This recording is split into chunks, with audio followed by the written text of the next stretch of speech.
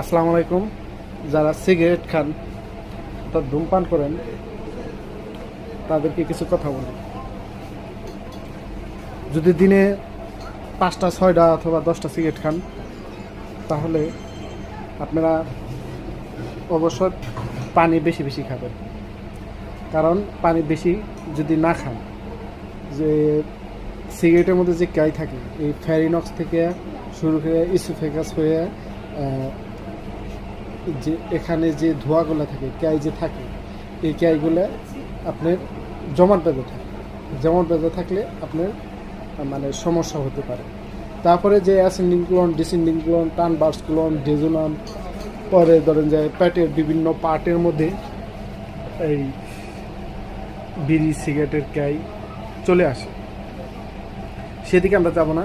আমরা যেটা বলবো, যদি আপনি বেশি বেশি পানি পান করেন, এই সিগারেটের ক্যাইগুলা ওইগুলো পানির সাথে মিশে আপনি রেকটামে মানে পেটের মধ্যে পাকস্থ মানে পেটের মধ্যে চলে আসে। অতএব মানে এখানে যে জ্যামটা, এই জ্যামটা থাকে না। অতএব আপনারা বেশি বেশি পানি খাবেন এবং চেষ্টা কম, যারা সিগারেট খাওয়া একদম মানে প্রচুর পরিমাণে খান, তারা দিনে চেষ্টা করবেন সিগারেট খাওয়া যদি বন্ধ করতে চান, তাহলে যদি মন চাইলো যে আমি সিগারেট ছাড়া আমি থাকতেই পারবো না, তাদেরকে বলি আপনি দিনে যদি 10টা সিগারেট খান, প্রথম দিন আপনি 9টা খাবেন, দ্বিতীয় দিন 8টা খাবেন, তৃতীয় দিন 7টা খাবেন।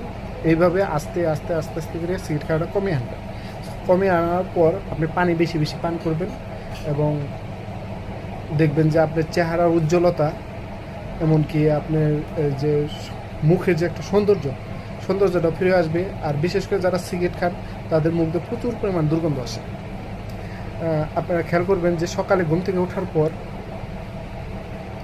আপনার বুক জ্বালাপোড়া করতেছে, মানে নিঃশ্বাস বন্ধ হয়ে আসার একটা পরিবেশ হয়ে যায়।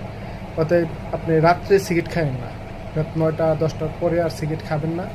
রাত্রে কখন যারা 4টা 5টা খান, তারা অবশ্যই 1টা খাবেন অথবা 2টা খাবেন, বেশি খাবেন না। আস্তে আস্তে কমে আনবেন। রাত্রে সিগারেট খাওয়া একদম বন্ধ করবেন। যদি রাত্রে সিগারেট খেয়ে আপনি ঘুমাইলেন, যে বাতাস মানে এখান থেকে যে জমাট ব্যথা থাকে, সকালবেলা দেখবেন যে বুক ব্যথা করে। এই বুক ব্যথা হবে না। আপনারা পানি খাবেন প্রচুর, সিগারেট রাত্রে খাবেন না, আস্তে আস্তে খাওয়া বাদ দেন। সিগারেট খাওয়া বাদ দেওয়াটাই ভালো। সবাই ভালো থাকবেন, সুস্থ থাকবেন। যদি ভালো লাগে আমাকে লাইক, কমেন্ট এবং শেয়ার করুন।